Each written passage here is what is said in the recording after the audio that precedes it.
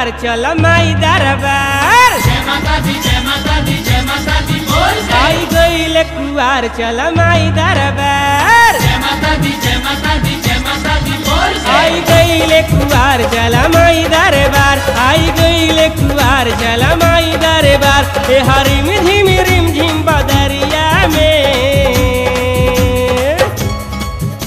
तो ये भैया नवरात्र के पावन महीना आ गइल बा।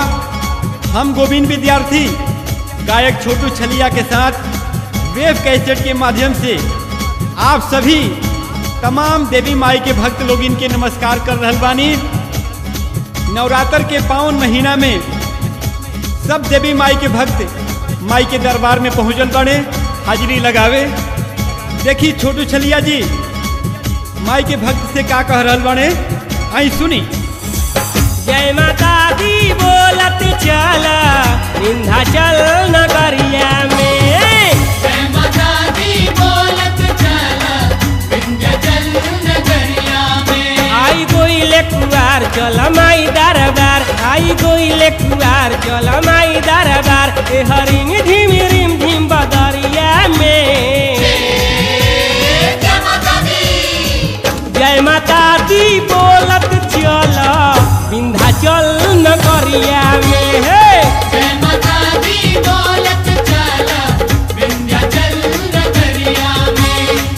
जय माता दी बोलत चला विंध्याचल नगरिया में।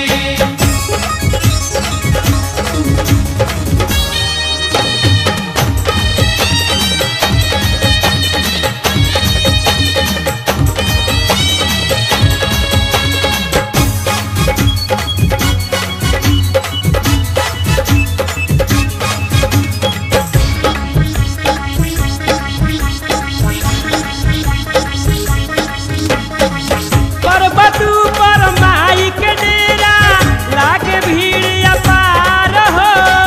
दूर दूर से आवे लोगवा कहते चैत कुआर हो।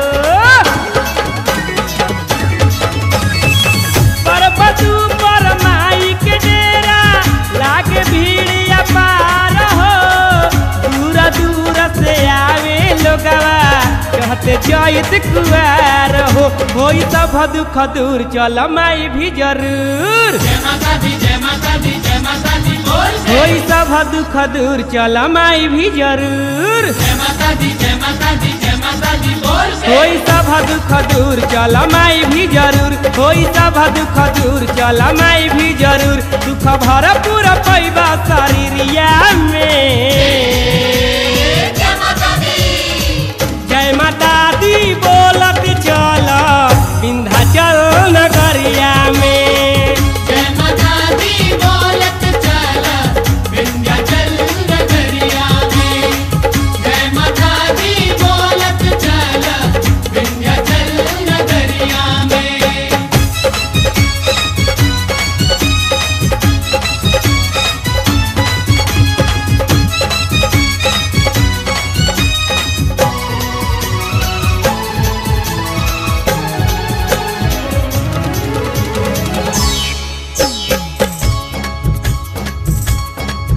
हरे तमाई के धाम में जे आ जाई, बिना मंगले वो सब कुछ पा जाई।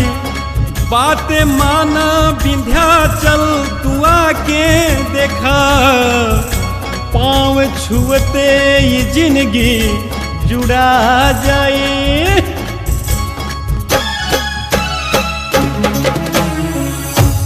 किस्मत तू जगलो चल माई के धाम हो। दान पुण्य कुछ करत चला, बनी बिगड़ल काम हो। माइली है वहाँ थाम जदी हो खबहरान। जय माता दी जय माता दी जय माता दी बोल। माइली है वहाँ थाम जदी हो खबहरान। जय माता दी जय माता दी जय माता दी बोल। माइली है वहाँ थाम जदी हो खबहरान। माइली है वहाँ थाम जदी हो खबहरान। लाज रखली है तुहारा पगरिया के। जय माता दी जय माता दी बोलत चल विंध्याचल नगरिया में। जय माता